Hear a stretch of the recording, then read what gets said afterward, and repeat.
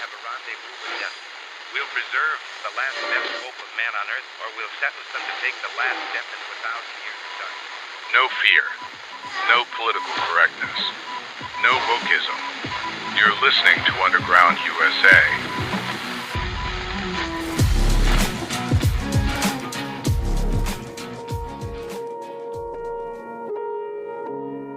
The United States, a constitutional republic forged in the fires of liberty and individual rights, stands as a beacon of omnicultural unity, a nation where people of every background unite under shared values, not divide into petty distinctions of tribe or creed. Yet a sinister force threatens to tear this noble experiment apart: multicultural tribalism. This ideology, with its insidious emphasis on group identity over individual merit, is a dagger aimed at the heart of our republic. It fractures our unity, fuels resentment, and opens the door to the creeping poison of Marxism. Make no mistake, multicultural tribalism is not just misguided. It's a dangerous betrayal of everything that makes America exceptional. At its core, multicultural tribalism rejects the melting pot idea that has defined America's strength. Instead of a nation bound by common principles, it pushes a fractured vision of competing ethnic, racial, gender-based, and cultural factions, each clamoring for supremacy. The 2020 census revealed that 40% of Americans now identify as non-white, and while diversity itself is no sin, the relentless push to prioritize subgroup loyalty over a shared American identity is tearing us apart. Look at California's 2023 Reparations Task Force, which demanded $800 billion for historical injustices. This wasn't a call for justice. It was a declaration of war between racial groups, pitting one against another in a zero-sum struggle that breeds bitterness and division. The Constitution's promise of equal protection under the law is trampled when policies reward grievance over unity, creating a hierarchy where some groups are deemed more deserving than others. Worse still, multicultural tribalism is a Trojan horse for Marxism, that old specter of class warfare dressed in new clothes. By framing society as a battleground of oppressed versus oppressor, it aligns perfectly with the Marxist narratives that thrive on division. Critical race theory, now infecting schools across 35 states, as reported by the Manhattan Institute in 2021, teaches children to see themselves not as individuals, but as avatars of racial power dynamics. This isn't education, it's indoctrination designed to sow discord and resentment. Policies like DEI-based affirmative action and diversity quotas, still pushed despite the Supreme Court's 2023 ruling against race-based admissions, sacrifice meritocracy for ideological purity. When Asian students are penalized for their success and workers are judged by their skin color rather than their skills, we betray the very principles of fairness that define a free republic. These policies don't uplift, they don't facilitate equity, they degrade, fostering inefficiency and fueling anger among those who see their efforts punished for the sake of false equity. And then there's the moral cowardice of cultural relativism, the idea that all cultural practices are equally valid, no matter how barbaric. This is multicultural tribalism's rotten fruit, undermining the universal standards of the Constitution. In 2018, a Michigan court's leniency towards forced female genital mutilation, cloaked in cultural sensitivity, exposed the absurdity of this mindset. When we tolerate practices like honor killings or child marriage or female genital mutilation in the name of respect, we create parallel legal systems that mock the rule of law. This isn't inclusion or diversity. It isn't even tolerance. It's surrender, a betrayal of the individual rights that America was built to protect. And it doesn't stop there. On campuses like Columbia and UCLA in 2024, students demanded safe spaces to silence dissenting voices, targeting Jewish students and conservative speakers with a tribal zeal that would make Shaka Zulu envious. The Foundation for Individual Rights and Expression reported that 66% of college students now support restricting free speech, a chilling assault on the free discourse that sustains a republic. The consequences of this ideology are not abstract. They are visceral and devastating. The 2020 riots, after George Floyd's death, though sparked by perceived real injustice, descended into tribal chaos, with Minneapolis and Portland burning for months. The Economic Policy Institute pegged the damage at $2 billion, but the true cost was the erosion of civic trust. Politically, tribalism empowers demagogues who exploit group identities to sow division for personal, political, and/or ideological gain. The 2024 election cycle was a circus of candidates pandering to ethnic blocs, turning democracy into a tribal tug-of-war. This mirrors the Marxist playbook, where loyalty to the group overrides loyalty to the nation, or to draw from George Washington, where loyalty to the faction overrides loyalty to the republic, leaving us fractured and unable to tackle real challenges like economic decline or border security without descending into identity-driven bickering. We can't stand idly by as this poison spreads. Multicultural tribalism, with its Marxist underpinnings, threatens to unravel the fabric of our republic. To save it, we must reject groupthink and recommit to the principles that make America great: individual liberty, meritocracy, and the shared identity rooted in the Constitution. We need policies that uphold equal justice, not group favoritism, and an education system that teaches critical thinking, not ideological conformity.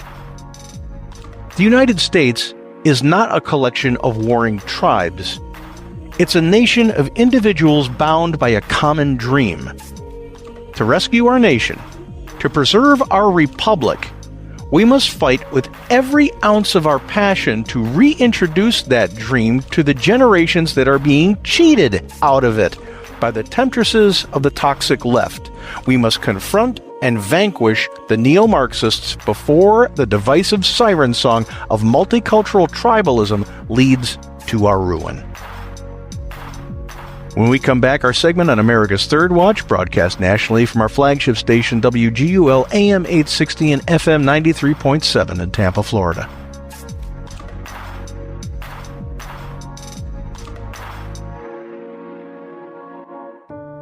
Our republic, a government of the people, by the people, for the people, is founded on principles of individual liberty, private property, and limited government. Marxism stands in direct opposition to these ideals. It seeks to abolish private ownership and concentrate power in an all-encompassing state apparatus. History teaches us that Marxist regimes inevitably lead to authoritarianism, economic decline, and the erosion of personal freedoms. The promise of equality under this ideology comes at a grave cost: the loss of liberty itself. To preserve our republican form of government and safeguard future generations' freedoms, we must remain vigilant against any additional advance of Marxist thought within our society. For those who wish to understand this threat more deeply, we at Underground USA recommend Hillsdale College's free course, available online, titled Marxism, Socialism, and Communism. We encourage you to explore this valuable resource. Educate yourself thoroughly on this dangerous ideology, because knowledge is our strongest defense.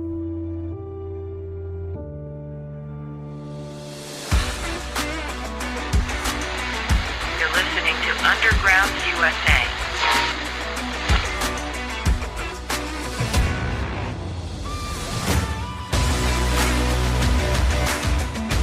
It's a great Friday because we've got the return of Frank Salvato from undergroundusa.com. So let's say good morning to our good friend Frank Salvato. Good morning, Frank. Mr. Kyle. All right, you were sorely missed, my friend. I'm glad that you're back. I'm glad that I'm back, too. All right. Well, so much has happened, obviously, and so much has happened this week. We started out with the big meeting with Zelensky, and now President Trump is saying maybe there's 2 weeks, then he'll know a lot more about what tack to take. I find that very interesting language because he might have to go down the road of there is no peace deal and we got to go with sanctions like you've never seen before. No, I think everybody's got to understand that as much as we've got a big voice in this, it ultimately comes down to an agreement between Zelensky and Putin. We're just a mediator. We're a mediator with a big stick, and we can rally the European community for what that's worth. But we're really just a mediator with a fairly potent voice. Unless Mr. Putin and Mr. Zelensky decide that there's going to be some sort of compromise, then there will be no compromise, and that means no deal. So his language is, pretty straightforward. It is what it is. You can't get two warring factions to not be warring anymore unless they don't want to be warring anymore. Yeah. Hopefully the ground has been softened enough for Mr. Putin to understand you're going to have a little bit of a tougher economic time, and your oligarchic enterprise over there is not going to be pleased with you. Loss of 1 million lives, continued conflict, economic hardship if you don't compromise. And Mr. Zelensky, you're going to have to take the route that Finland did in World War II. You fought well. You should be proud of yourself, but there comes a time to say the killing must stop. And if they don't have land to cede to stop this. They just have the commitment to stop hostilities. So they should. The Donbass, Crimea, the other occupied territories by Russian forces, they're not going to get them back.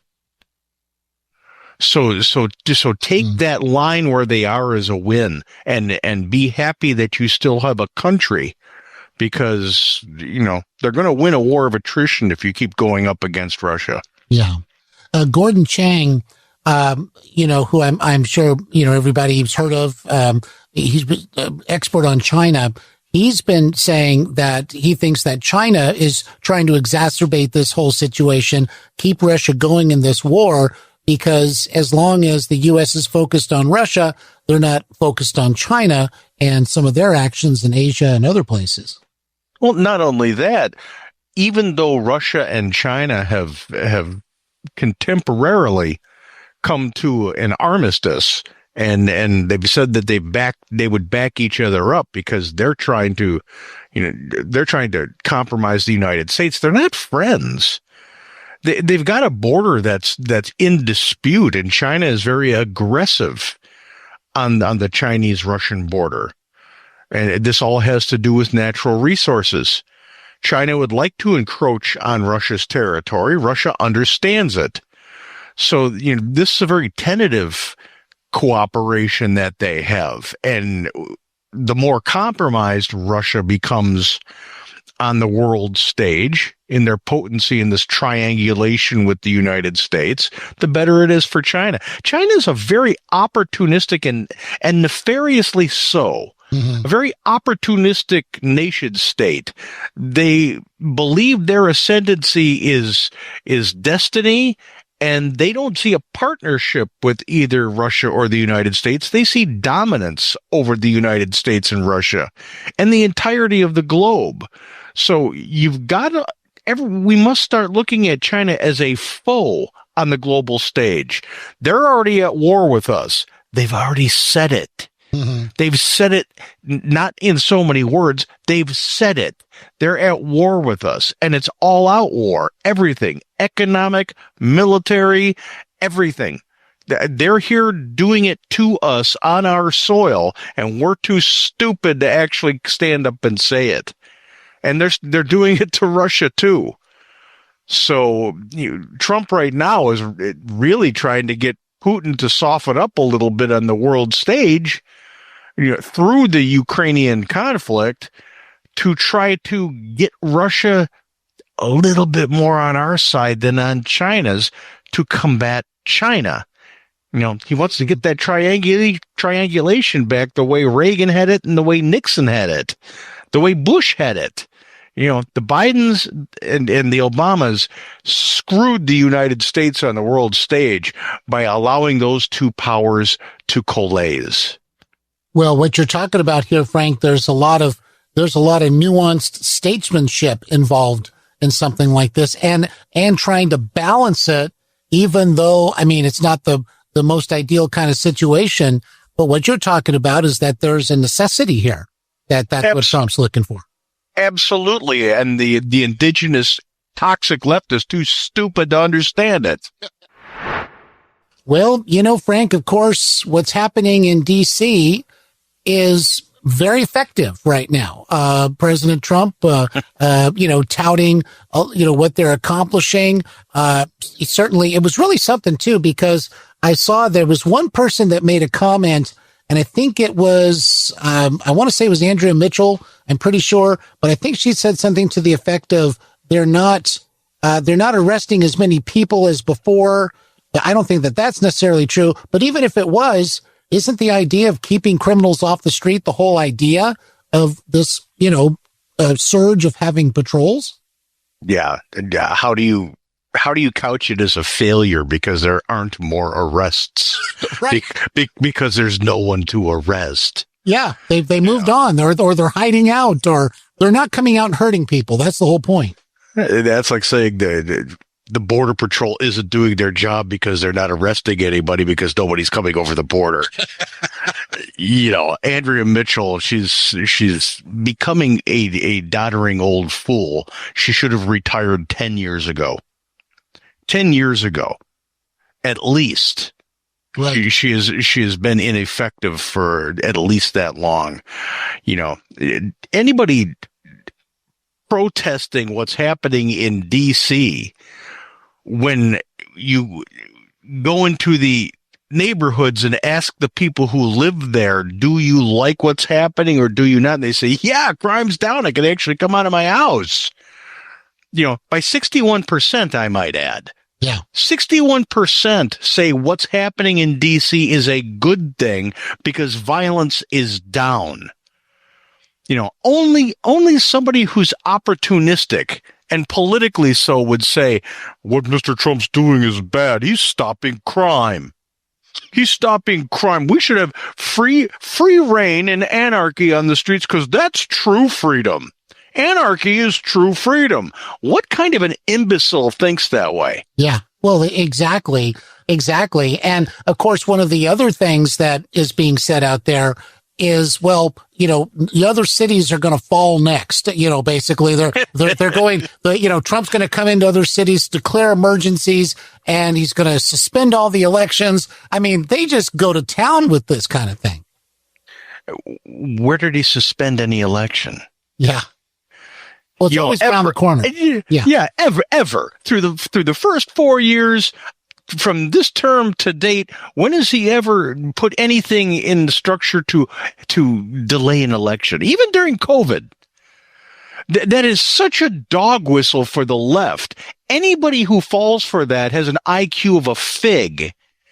It's just a retarded way to think. And I mean that literally. He hasn't done anything with suspending elections, and he's done nothing with martial law.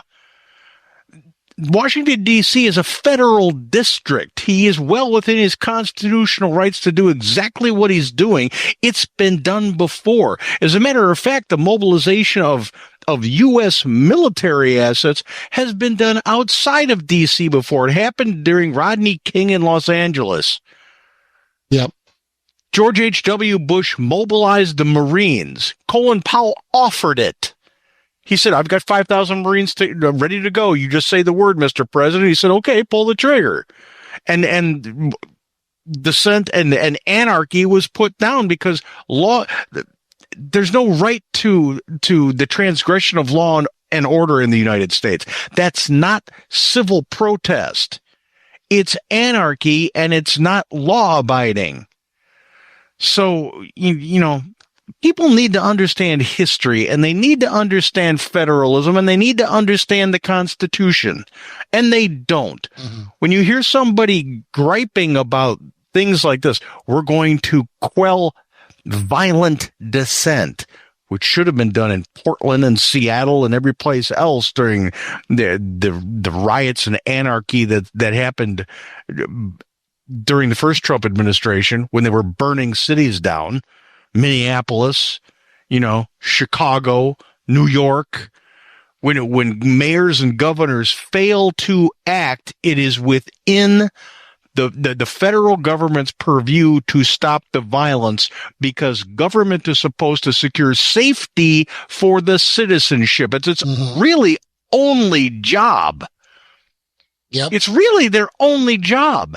And when ideologues who are in the seats of power refuse to do that, and they're delinquent in their jobs and their oaths of office, the federal government, by statute, has a right to come in and reinstitute peace. Yeah.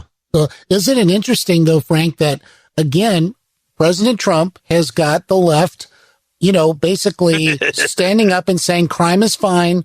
If there's an acceptable amount of criminal behavior and mayhem and whatever, and by what he's doing is a Nazi, blah, blah, blah. They're trotting out all this stuff.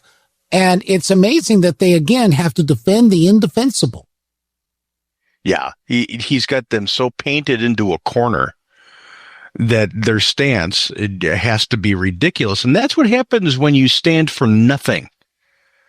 When your entire platform is, I'm going to be the contrarian because we have done such a great job of demonizing this person, so that all I have to do is say orange man bad. Anything that he wants, we have to oppose. And you have no platform that's palatable to the American people. You get painted into a corner like that. You know, it's open borders. We want illegal immigration. Yes, we have to oppose his tax cuts, so we stand for taxation.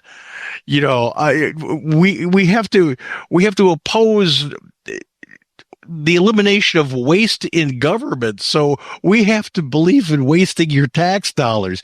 I mean, it's such a bizarre position that Democrats and toxic leftists have put themselves in, that everything they need to support is anti everything that's good for the American people. So you could call Orange Man bad, and you can have your opinion. You might even not like Donald Trump. You have to hate the Democrat Party more, because what they stand for is your demise and sucking money and freedom out of your life. Right. Exactly. And meanwhile, you've got Gavin Newsom, you know, talking tough, like somehow they're fighting for all this stuff, I guess, Frank. They're fighting to keep the status quo or to have it get worse, I guess. And Gavin Newsom's out there saying we've got to go punch these sons of blankety blanks in the mouth. You know, a tough guy talk, I guess. But it's just indicative of the idea that they can't get on the success train even a little bit to even try to take some credit for the successes. Yeah, Gavin Newsom, I don't even think he understands how to spell punch. You know, in the colonial days, they would have called him a dandy. You know, he's not a serious person. He's not a serious politician. He's an opportunist who knows how to manipulate the media. And even then, people who actually understand common sense and exist with their eyes wide open understand this guy's a snake oil salesman charlatan. He has stewarded California into a cesspool of destruction. Its taxes are the highest in the country. Its economy, which should be the jewel of the United States, is in the tank. Their deficit is insane. Their policies are draconianly Marxist. They have one political party rule that's authoritarian. Yep. There's nothing good about the government in the state of California. Not a single thing. And we're supposed to listen to this idiot? Yeah, but he's going to run for president and everything. Oh, you do it, Gavin. That's exactly right. Yeah, bring it on. So, one of the things that would not surprise me at all is if, of course, you might have some of the entertainment people get together and have a Crime Aid concert for, the poor criminals in D.C. that are now being put out of work by Donald Trump, you see. It's taking away their livelihood. So I don't know. I mean, stranger things have happened, but you heard it here, folks, just in case they actually do. A Crime Aid. Well, we'll see. Mr. Kyle, I can see the merch now. Uh-huh. I can see the concert T-shirts now. Crime Aid 2025. Ticketmaster would be just on fire. That's right. Crime Aid. Yeah. We are the world. That's right. Crime Aid. And then James Comey would want to introduce Taylor Swift. That's for sure. Oh, you'd have to be the person that opens the ceremonies, asking for Taylor Swift and Katy Perry to come on down. I could not believe that. That was like a hostage video or something that he did. And he was just telling us, how she got him through these hard times or something. It was bizarre.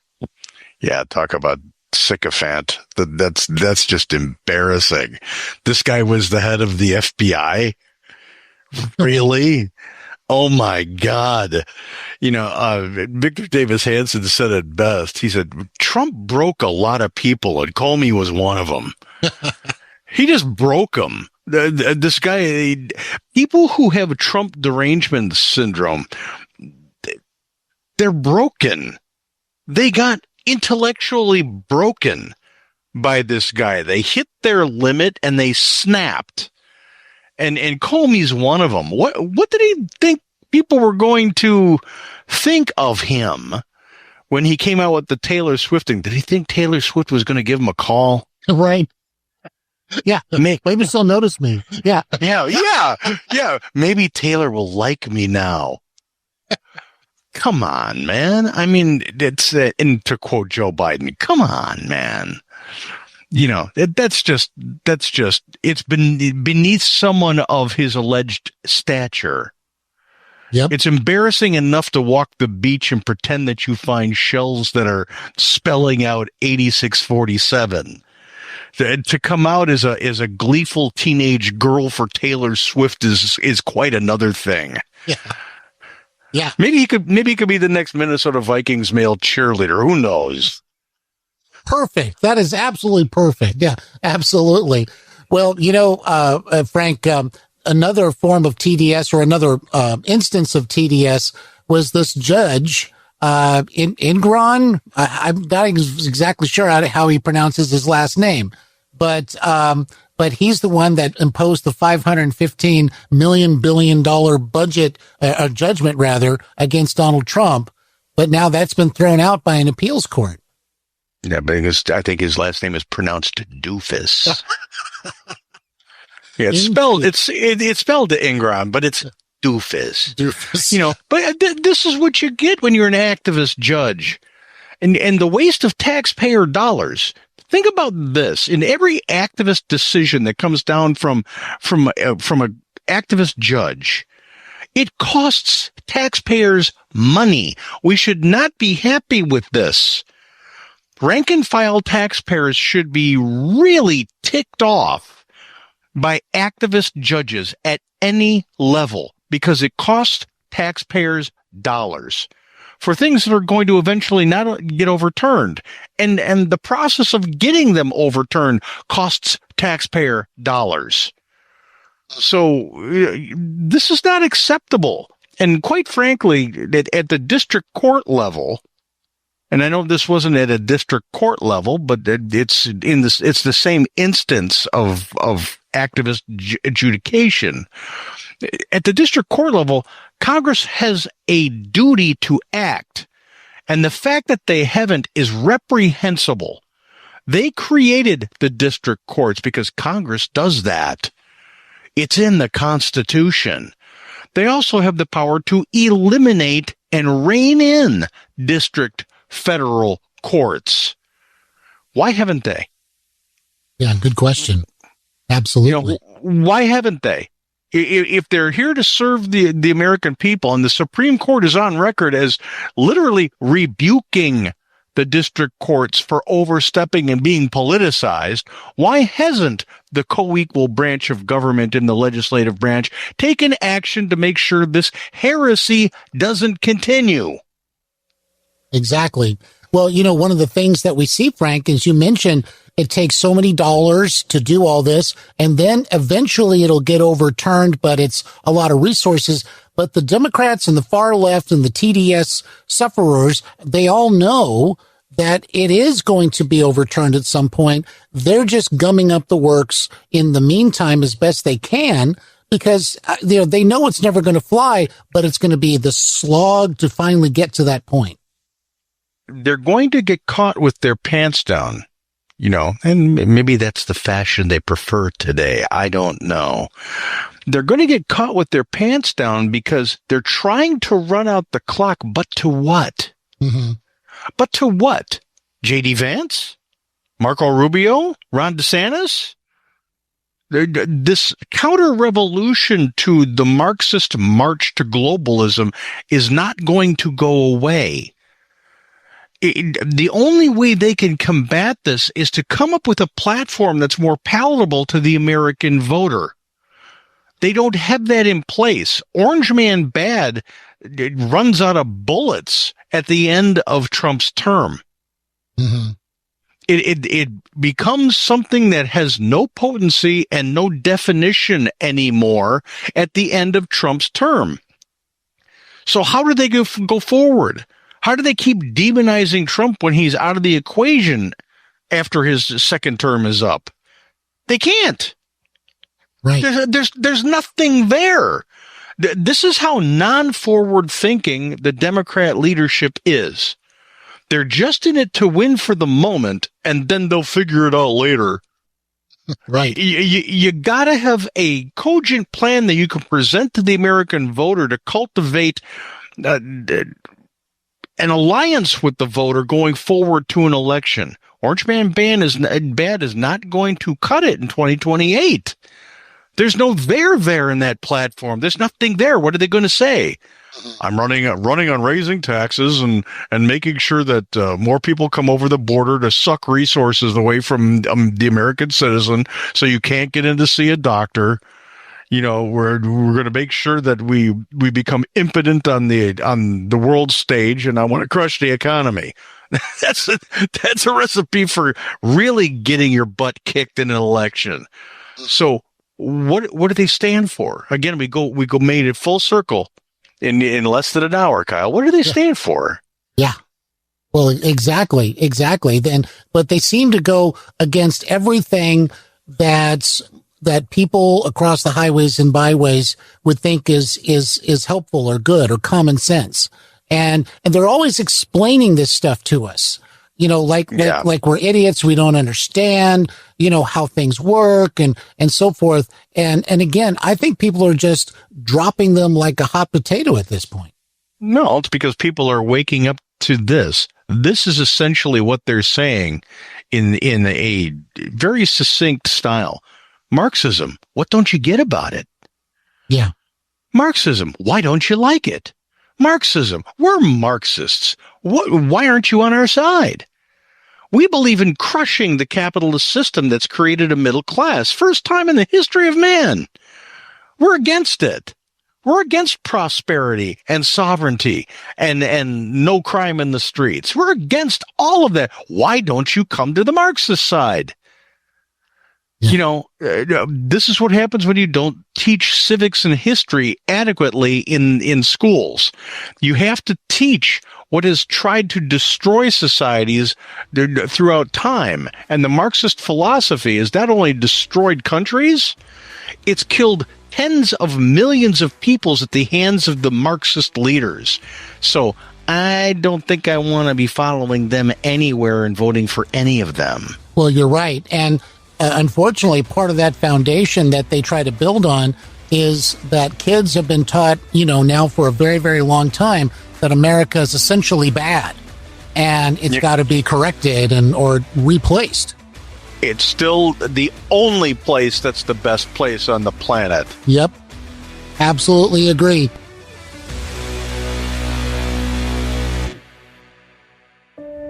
Freedom of speech is under attack from powerful forces within both big tech and the deep state, those entrenched bureaucrats in government agencies who operate beyond direct accountability. Big tech companies control much of our public discourse, often censoring voices that challenge their preferred narratives. Meanwhile, parts of the federal bureaucracy resist elected leadership, using their influence to shape policy and silence dissent behind the scenes.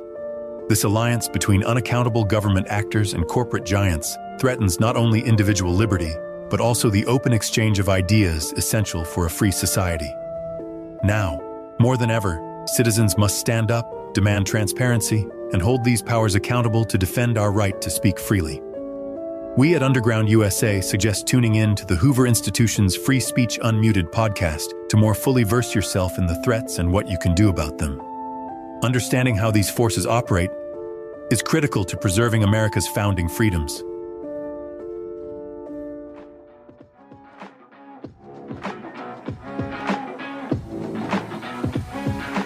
As we close this episode, remember, the United States thrives as an omnicultural republic, uniting diverse individuals under shared values of liberty and justice. But multicultural tribalism threatens this unity, dividing us into warring factions and fueling Marxist discord. Unlike omniculturalism, which celebrates individual merit with a common identity, multiculturalism prioritizes group loyalty, eroding our constitutional foundation. From reparations to campus censorship, the consequences are clear: division, resentment, and instability. We must roundly reject the multicultural path and embrace our omnicultural shared American dream. We must all stand for unity, champion individual rights, and recommit to the principles that make our nation strong, while sharing this message with generations cheated out of hope for their futures.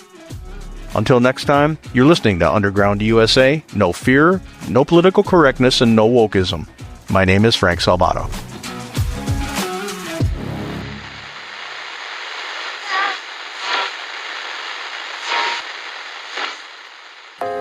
A free and independent media is the backbone of our great republic.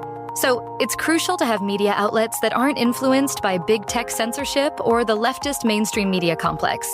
But that means supporting journalistic outlets that bring us the truth without spinning facts to push a narrative.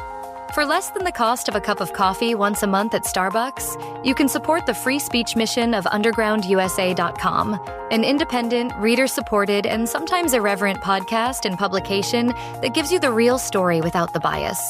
Go to undergroundusa.com/UUSA. That's undergroundusa.com/UUSA to receive a 25% discount on an annual subscription, bringing every new podcast and article directly into your email inbox, circumventing the censors and fact-checkers. Remember, knowledge is power, and staying informed is one of the best ways to protect our republic. Go out there and seek the truth, my friends. Subscribe to undergroundusa.com today.